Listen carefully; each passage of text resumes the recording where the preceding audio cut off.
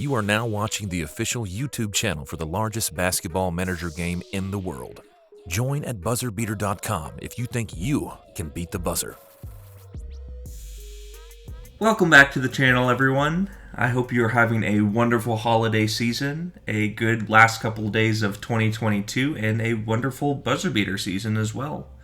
I know we are kind of in the home stretch of season 59 for buzzer beater, with playoffs right around the corner, and then we're also in the knockout stages now for B3 and buzzer beater madness.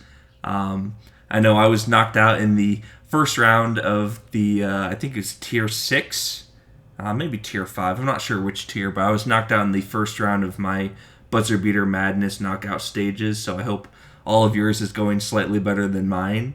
But the other thing I wanted to talk about was just buzzer beaters on the rise, and the YouTube channel is also on the rise. So if you haven't noticed, the buzzer beater user base is now up to over 14.5k users, or 14,500, and the buzzer beater YouTube channel is also nearing 700 subscribers. So thank you so much for the support, and to show this, appreciation that I have for all of you to help this community grow, I wanted to do another giveaway once we hit 700 subscribers. So if you wanted to be entered in that giveaway or have a chance to win either 3 months of supporter or the 1 year of the Utopia second team option, then what you would need to do is go down to the comment section and just comment your manager name and your team name. And then also, if you have any opinions or advice based on the topic of today's videos, please include that as well, because that's also something I'm looking for. But if you don't have a good answer for me, or not a whole lot of tips on the main topic of this video, which is creating a defensive monster in buzzer beater, then just feel free to leave your manager name and team name, and you'll be entered on there. Also, make sure that you are actually subscribed to the channel, because it'll only be pulling the managers who are subscribed to the channel, as well as commenting manager name and team name. But once we hit 700 subscribers, probably here in the next couple of days, honestly, I will give it probably 72 hours after I post this to give people a chance to view the video and comment if they wanted to, and I will do that giveaway for a couple people once again.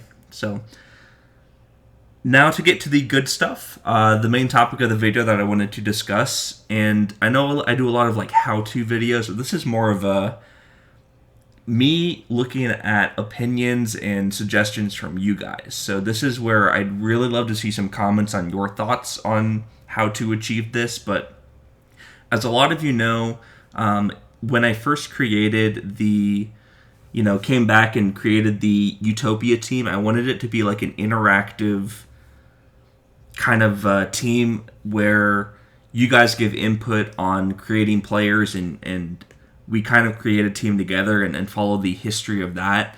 And I realized when I created the team that it's hard to immediately go out and just create a style of team. On the initial post, I know that we discussed doing a 5-out spread offense with no true big, so essentially like a point guard, 2 shooting guards at shooting guard and small forward, and then 2 forwards at the big spots, where you don't have a whole lot of true bigs in the system. So it's a 5-out kind of lineup that can defend inside and rebound just enough to get by, and then run and gun, motion, push the ball potentially, but a lot of those outside-oriented or faster-paced offenses. And what I wanted to do is focus on the 2 big spots, where creating a small forward and a small forward, power forward hybrid for the 2 big spots, because I think the guards for the system are going to be a little bit easier to find on the transfer list. But I essentially just wanted to create a defensive monster for the forward spot, who would be playing a lot of power forward and center in this no true bigs lineup. And the route that I wanted to take for it was trying to get as close to 20 outside defense and 20 inside defense as possible. So looking at some of these, examples, on the Utopia team starting next season, I want to try to create one or two of these players to kind of get that process started. I currently have a level 3 gym and a pretty good setup for youth trainer and trainer right now. So I think the training would progress nicely, but these are the sort of players that I was looking at in terms of, high outside defense, high inside defense, and then decent other skills around them. And what I noticed pretty quickly was that it seems like most of these players that have, 17 plus outside defense and inside defense, the height is generally going to be 6'5" through 6'7". Or if you are not from the USA, I know I did this in the last video, but looking at players who are 196 to 201 centimeters. So those are the types of players that it seems like works the best to build like an outside defense, inside defense monster. But if you guys have an opinion on which specific height you think is most effective for that, please comment down below and let me know. And then you can just see the examples here.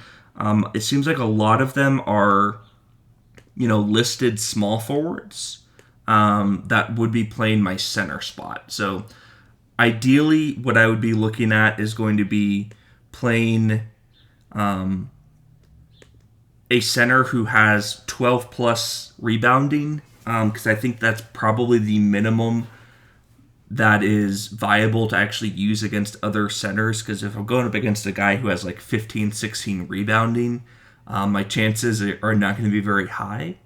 But this is the sort of build that I was looking at in terms of what I would want from this player. So if you have thoughts on what that looks like as well, you can see that this would probably be a listed small forward as well. 20 outside defense and 19 inside defense might be a little bit ambitious, but obviously that's going to be the goal. And then the other thing I wanted your feedback on or your thoughts on is what is the best way to go about training this type of player? Because the players that I've trained in the past, I've trained some pretty high total skill point players before, but they were all more like standard builds, not ultra defensive. So if you have a specific suggestion or idea as to what I should be hitting first, please let me know down below.